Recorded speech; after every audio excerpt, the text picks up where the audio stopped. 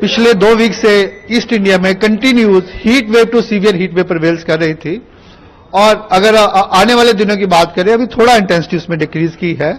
लेकिन हमारा अनुमान है कि आने वाले 3 दिनों में भी ईस्ट इंडिया में हीट वेव प्रिवेल करती रहेगी। अगर हम सब डिवीजन्स की बात करें, उड़ीसा में हमारा अनुमान है आइसोलेटेड हीट वेव 3 दिन रहेगा। इसके अलावा वेस्ट बंगाल में भी, सब हिमालयन वेस्ट बंगाल, बिहार, इन तीनों राज्यों में हीट वेव रहने का अनुमान है और उसके बाद थंडरस्टॉर्म एक्टिविटी के कारण हमारा अनुमान है जो हीट वेव वहां स्लोली अवेट हो जाएगा। अगर आप साउथ पेनिनसुलर की इंडिया की बात करें, वहां पे आंध्रा, रॉयलसीमा, तेलंगाना, इंटीरियर कर्नाटका, इवन तमिलनाडु में पिछले कुछ दिनों से हीट वेव प्रिवेल कर रही है और वहां पे आने वाले 4 दिनों में वहां हीट वेव कंटिन्यू रहेगी, जिसके लिए हमारा अभी रॉयलसीमा और तेलंगाना, कोस्टल आंध्र प्रदेश हमने ऑरेंज अलर्ट दे रखा है। उसका कारण यह है कि वहां मिनिमम टेम्परेचर भी हायर साइड है और जो मैक्सिमम टेम्परेचर है वो हीट वेव का क्राइटेरिया सेटिस्फाई कर रहे हैं। सिमिलरली हमारा जो वेस्ट बंगाल के लिए आने वाले 2 दिनों के लिए ऑरेंज कलर है, उसका क्राइटेरिया भी यही है, वहां मिनिमम टेम्परेचर भी हायर साइड है। इसके अलावा अगर आप नॉर्थ वेस्ट इंडिया की बात करें, अभी टेम्परेचर सामान्य से काफी कम है और स्लोली ये अभी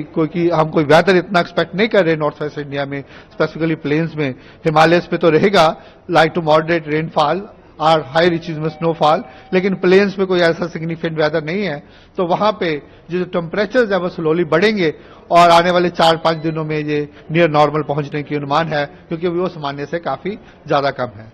सिमिलरली अगर आप रेनफॉल की बात करें, इस समय जो रेनफॉल एक्टिविटी हो रहा है नॉर्थ ईस्टर्न स्टेट में है, कल वहां पे heavy to very heavy mean 12 centimetre से भी ज्यादा रेनफॉल रिपोर्ट हुआ है। तो हमारा अनुमान ये है कि वहां पे आने वाले 2 दिनों में कोई ऐसा सिग्निफिकेंट तो वेदर नहीं है, लेकिन light to moderate rainfall activity रहेगा। उसके बाद 2 दिन के बाद वहां पे heavy to very heavy fall, even तीनों उसकी जगह जो हमारा है अरुणाचल प्रदेश, असम, मेघालय, नागालैंड, मणिपुर, मिजोरम और त्रिपुरा में heavy to very heavy rainfall activity होने का अनुमान है। मीन 12 सेंटीमीटर से ज्यादा रेनफॉल हो सकती है। और इसके साथ ही अगर आप बाकी हिस्सों की बात करें तो 3 दिनों के बाद जहां हमारा ईस्ट इंडिया या साउथ पेनिनसुलर इंडिया भी 3-4 दिनों के बाद जहां light to moderate rainfall activity with thunderstorm activity होने का अनुमान।